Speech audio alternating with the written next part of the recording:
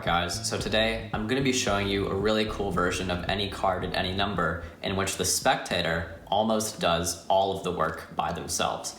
So it uses a normal shuffled deck of cards here, so we'll go ahead, give the cards a quick little mix up just like this. And what I'm going to do is just hand the cards over to the spectator, and I'm going to instruct them to just start dealing cards one at a time face down on the table, just like this. I tell them, it doesn't have to be so neat. You can kind of just throw them down randomly like this. Whenever you like to, though, you can go ahead and stop. Let's say they stop over here.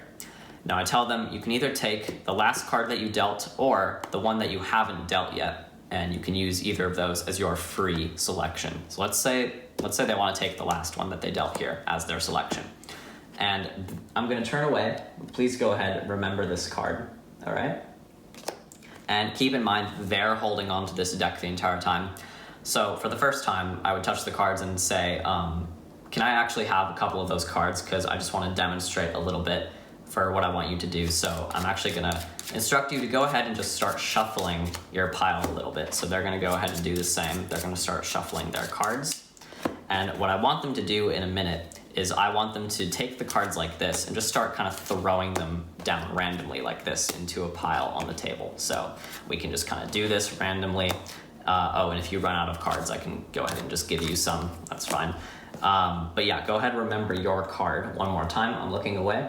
So just go ahead and remember that card. And yeah, just continue throwing cards down like this. So we can just go ahead and mix them up all around like this. All right, so now your card is completely lost, buried somewhere in this shuffled pack. Go ahead and take this and place it inside of your pocket so there's no way I can touch the cards.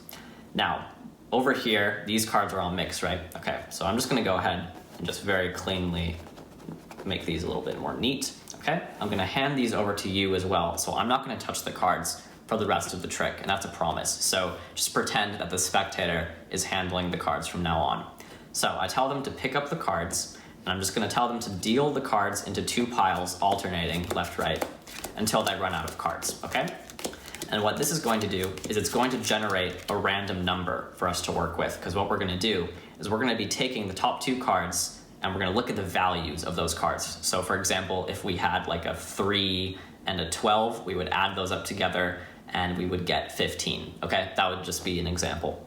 And I'm actually going to give you some options before we look at these cards. So I'm going to give you 3 options. The first option is we can just use these current 2 cards right now. The top 2 cards that are currently on top of these 2 piles, we'll take them and we'll use those to generate a random number. Option number 2, we can actually remove one of these cards and change it for a new card. So we can actually take one of them and bury it in the middle, either from this pile, or you can take the top card of this pile and bury that in the middle as well. Or option number 3, you can bury both of them. So you can take this one and this one, bury both of them in the middle. So we start with 2 completely brand new cards. So it's completely up to you. So you want to use the current ones, you want to remove one of them from this one of them from this one, or do you want to remove both? So we start with 2 brand new cards, completely up to you.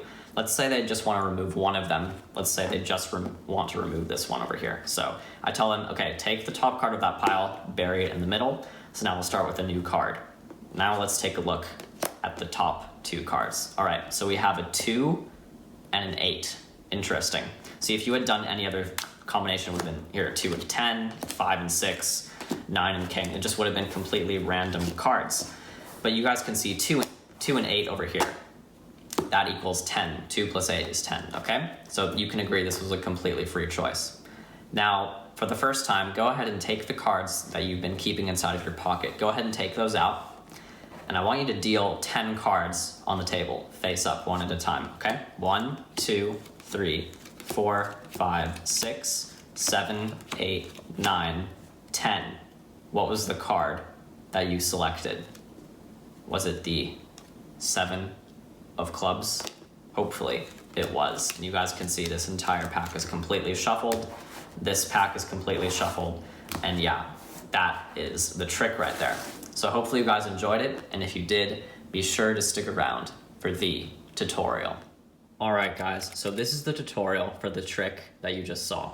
So yeah, recently this has become one of my all-time favorites. It's a really cool little any carded, any number trick that I've been playing around with, and it just looks so fair to the spectator because in their eyes, it looks like they do absolutely everything. Even though you do touch the cards for a little bit of the trick, it just seems completely meaningless, and all of the stuff that actually matters, they get to do everything. They get to select their own card whenever they want. They get to shuffle the cards. They get to choose their own random number, and they get to deal the cards out at the end to find their selected card at their freely chosen number. It looks so fair. And the good news about this trick is it's actually really easy to do. There's really only one part of the trick that you have to do some stuff in, but it's really quick, and it goes completely unnoticeable because it's during the shuffling process. So you get to use a lot of misdirection during that, and it's very easy for any dirty work to go unnoticed. And yeah, besides that, I'd say this is pretty much a self-working card trick because the spectator really does get to do everything after that. So what do you need to do for this trick? So this trick, you just need a normal deck of cards, and there is one little thing that you do have to do. So if you're a beginner, you would need to have a little bit of a setup. So this is what the setup would be. It's just 4 cards on the top, and this is all the setup is. You have 2, 8, 2, 8. Doesn't matter what the colors are, what the suits are, just the values. 2, 8, 2, 8. Or it can also be this as well. It can also be 8, 2, 8, 2. So either 8, 2, 8, 2 or 2, 8, 2, 8. It doesn't matter which one. You just want to have them alternating the values. So 2, 8, 2, 8 or 8, 2, 8, 2 is fine. These 4 cards would go on top of the deck, and that would be your setup for the trick. So obviously, if you're a more advanced magician, you can actually do this from an impromptu setting. So you really don't need to have these set up beforehand. You can have the spectator shuffle the cards like this. And then when the spectator is done shuffling, you can go through the cards yourself and you can just cull the cards out like this. And if you guys don't know how to do the cull, I have taught a tutorial teaching it. So be sure to go ahead and check that out if you guys have not seen that before. But yeah, when you're done doing the cull, you should be in the same position as you would be if you were doing a beginner level setup. So when the cards are in this position, you can do some false shuffles like this, or you can just take the cards straight out of the box and hand them over to the spectator. Because the first thing that you're going to want to do is tell the spectator to start dealing the cards one by one on the table. And this is very important that they do one at a time because it's actually going to set up the number process of the trick. So you just want to make sure that they go one card at a time like this. Once those 4 cards go on the table, I like to do this extra little subtlety. I tell them to not be so neat. I just tell them to kind of just throw cards down like this into a random pile. It doesn't really matter if they're squared up or not. And the reasoning for this, I will get into that a little bit later, but it's a really nice psychological subtlety. So once they're done dealing, you tell them they can stop whenever they like. You tell them they can either take this card or this card as their selection. Keep in mind, they're holding the cards this entire time. You haven't done anything yet. So let's say they take this card this time. So this will be their selection, okay? 5 of diamonds. And now, when they have this selection, you tell them just to hold on to it. They can just set it aside for now. You can just move these cards over a little bit just to make some room. And now, since they're holding onto the cards, you're gonna ask the spectator to give you about half of the cards because you wanna have some cards of your own to demonstrate what you want the spectator to do. So you just tell them to give you about half of the cards, so they'll cut about half the cards and put them in your hand. And the important thing is you have at least, I'd say, 15 to 20 cards in your hand. And if you have less than that, it's gonna be a little bit harder to do, but if you have at least 15 to 20 cards in your hand, then this next part should be fairly easy to do. So this is where the sleight of hand part of the trick comes in, and it's very simple. It's really not that hard to do. All you need to know how to do is an overhand shuffle. So if you know how to do an overhand shuffle, then you guys are gonna be okay. What you're gonna be doing is you're actually going to be getting a break underneath 9 cards, okay? So that's really what you're gonna be doing. And how you're gonna be doing this is you're going to be telling the spectator to just shuffle the cards, and this is how you're gonna set up your break. You're going to peel off 9 cards singly from the top. So 1, 2, 3, 4, 5, 6, 7, 8.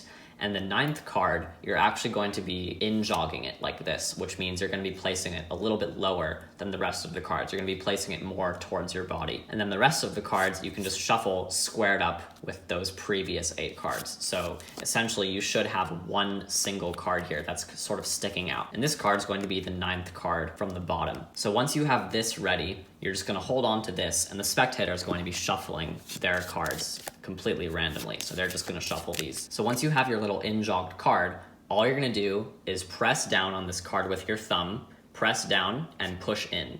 And that will allow you to get a thumb break. That means you can now take your pinky and place it in there in that gap. So now you're holding a pinky break just like this, right above the bottom 9 cards. That is exactly what you want. So now what you're gonna do, just take like the top 3 cards or so. You just want to start mixing them up and then just throw them onto the table. And you tell the spectator, start taking cards of your own pile, mix them up, and just throw them in the same place as my cards over here. So just start taking more cards. And all you want to do is just take turns with the spectator. When you run out of cards from the break, you can take the last card from the break. But right now I have 9 cards exactly in my hand. So when I have 9 cards, I actually want to stop throwing cards because I actually want to wait until the spectator finishes throwing all of their cards. So I tell them, yeah, go ahead, mix it up, and just throw all of them down there. And I'll just completely mix it up. Now I'm gonna act like, oh, I see the spectator doesn't have any more cards, so I need to give them some more. So I have 9 cards here. All I have to do is just give them a few of these. It doesn't matter, just give them about half of these. And now, once you give them about half of those, all you're going to do is pick up their selection, look away, show them, and just drop it on top. And then you tell the spectators to shuffle the cards and just drop random amounts on top. Now, think about it. You actually have 9 cards divided between the two of you, and these aren't completely random cards. So you can shuffle these as much as you like to, and the order in which they're being dropped in really makes no difference. All that matters is that you have exactly 9 cards being dropped on that 5 of diamonds. So right now, we've actually just controlled that 5 of diamonds to the 10th position. 1, 2, 3, 4, 5, 6, 7, 8, 9, 10. This should be the spectator's card every single time. But because of this completely random shuffling and dropping process, it just seems like nothing sneaky is happening. So it just seems completely fair. And once you do that, you just want to square up the cards and tell the spectator, take these, put them in your pocket. And from now on, you really don't touch the cards, and the trick is pretty much over at this point. So these are in the spectator's pocket. This is where this little messy sort of subtlety comes in. So remember how I said you don't have to make the cards so neat. You can kind of throw them around and make it random. So the reason why you do that is because you actually step away from this for a little bit, remember? Because now you're doing this whole selection process with the shuffling, and you're controlling it to the 10th position. And you do that for about a minute or two. So a minute or two later, when their attention comes back to this pile and they see all these random cards, you're just gonna say this line and you're gonna say, so these are all mixed, right? And they're gonna have to agree, yes, these are all mixed. And because this was so long ago, they're not gonna remember that this was just the top of the deck. They're just gonna think that these are just random shuffled mixed cards because they look so completely chaotic at this point. So that's a really, really nice psychological subtlety. Okay, I said you don't have to touch the cards to address the trick, but I would recommend really neatly squaring up these cards. You could have the spectator square these up, but the one problem is that usually spectators will square up cards like this. They'll pick them up and they'll start doing this, and they might see the bottom card, which is not good. This is going to be one of your force cards, so you don't want them to pick these cards up at all. So I would just recommend you coming over and just very cleanly squaring up the cards like this so that there's no funny business and they don't have to pick up the cards. Once these cards are squared up, now you really don't have to touch the cards for the rest of the trick. You give it to them and you tell them to deal out 2 piles alternating. So what's gonna happen is you actually have your 4 force cards here on the bottom, the 2, 8, 2, 8. And what's gonna happen is when they finish dealing out these cards just like this, it's going to happen every single time. You're going to have a 2 and an 8 on the top 2 cards, and then you're also going to have a 2 and an 8 in the next 2 positions as well. So as you guys can see, those 3 options that the spectator is given, it really doesn't do anything to affect the outcome. So the 3 options, once again, are you can use the top 2 current cards to add up the values, or you can actually choose one of the piles and bury the top card in the middle of the pile. As you can see, it doesn't matter because these top 2 cards are both 8s, and these top 2 cards are both 2s. So it really doesn't matter if they bury one of the cards. So they can bury this one, they can bury this one, or option number 3, they can bury both of the cards. So the top one of this pile and this pile. Let's say they want to bury both of them. So if they take both of the top cards, they're going to bury the 8 and the 2. But guess what? It doesn't matter because now the top 2 cards are also an 8 and a 2. So it really makes no difference what they do at this point because you're always going to be left with an 8 and a 2 in the end. All I like to do is just say, look, you could have had any combination. See, like those are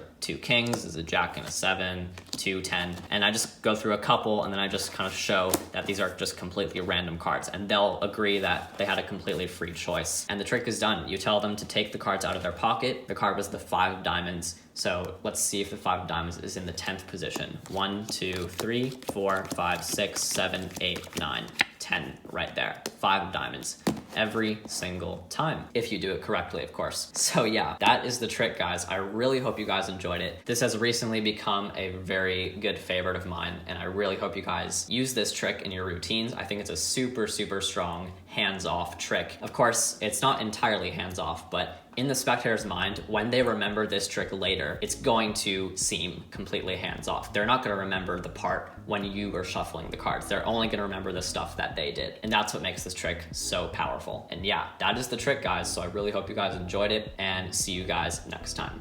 Bye.